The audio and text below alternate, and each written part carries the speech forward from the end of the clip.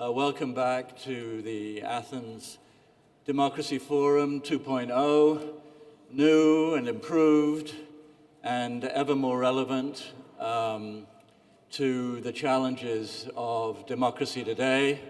I'm very happy to welcome up here three distinguished panelists, Wole Soyinka, playwright, poet, novelist, first African recipient of the Nobel Prize for Literature back in the 1980s. Okolloh, digital disruptor par excellence, Managing Director Africa of Luminate, an activist, a lawyer, and a member of the Kofi Annan Foundation Commission on Elections and Democracy in the Digital Age. And finally, Magdalena Adamowicz, member of the European Parliament and the widow of Pawel Adamowicz, the late mayor of Gdansk. Magdalena, perhaps I could begin with you. What happened to Poland? Our liberal democracy is in danger because of populists and nationalists. But the question is what we can do about this and what is the reason why we have this danger. That's the question I think we can all together find the solution about that. Well, if I could bring you in I was reading your speech back in, I think, 1986, when you were the first African recipient of the Nobel Prize, and you were inveighing in passionate and very moving terms about apartheid in South Africa. Looking back at over the sweep of decades, do you feel that the fears about democracy today are exaggerated, and that in fact in the course of your lifetime, albeit with setbacks and great difficulties, particularly in the last decade, do you still feel confident about the future of democracy? Democracy, I think the problem with democracy right now is that it's too laid back. Everybody is free today, especially governments, repressive governments. They're free to define democracy their own way. The rules are not there, and yet they're so obvious. It's quite transparent. If, for instance, to cite my own country, not so long ago, an incoming president, of course, a former military officer, said, where, in effect, he was saying that where the security of the nation is concerned, I will trample on democracy. Do you think it's important when the President of the United States is perceived as embracing dictators around the world, having much more reserved feelings about democratic leaders, and the United States is perceived as having pretty much abandoned any pretense toward being the upholder of certain values? The US has always had double standards in other parts of the world.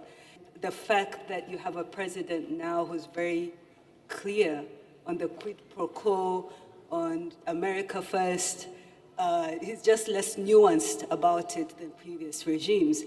And, it's really interesting. I think democracy, you asked, is it particularly, are we over-exaggerating the crisis? I do think there is a crisis, but I do think we're being a bit ahistorical.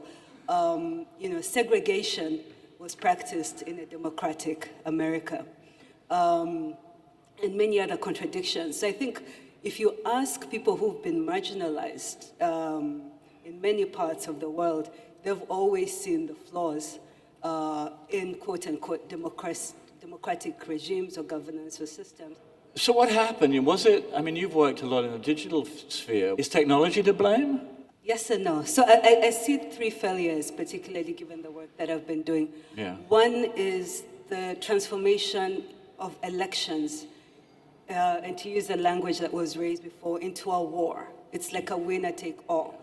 And that's one big problem. And technology has then just amplified that because it's much easier to amplify those narratives of us versus them.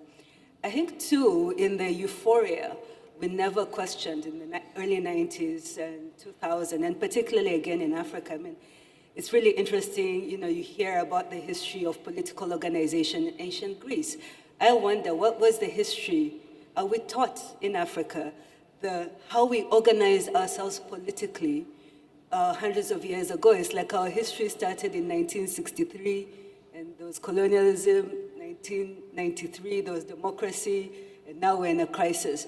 And this, asking ourselves, how have we historically organized ourselves, and questioning whether the institutions we have now are fit for purpose, is a big gap. And unfortunately, and you're seeing this with Brexit, technology makes it very hard for consensus. If you could do one thing, or launch one program, let's say, that would reinforce democracy, not perhaps the democracy that we've had, that I firmly believe is not coming back in that form. I mean, we're in transition, we're in some uncharted territory, which doesn't make the values any less important. But so what would you propose? Maybe two things. Yeah. One, you were asking why nationalism or this affinity fear. For a long time it was tribalism in Africa, but we're realizing tribes are everywhere in some shape or form. It's very attractive because it's easy. It's less work to rile up the other rather than provide them an affirmative vision. And I think what we're missing is to embark on this project of redefine what we are for, beyond sort of the basics of freedom of expression and rights. I think this question of a social contract and the delivery of public goods. I would like to build on what's proposals and recommend a two-pronged approach, stick and carrot, if you like, or more accurately, mass enlightenment and sanctions. And sanctions against the individual enemies of democracy. Mass enlightenment, including, as far as I'm concerned, aerial bombardment of bastions of anti-democracy. Bombardment with educational material, not the other kind of bombardment. Okay. I was worried. And the sanctions, because it's individuals and a small circle, elite circle of those who feel they are the chosen, who are usually the greatest and worst agents of democracy. We have to educate people. We have to remind them about the darkest cards of our history, when the democracy was killed, when the authoritarian power were governing. Not to forget about this, and educate, and start from ourselves. Thank you very much.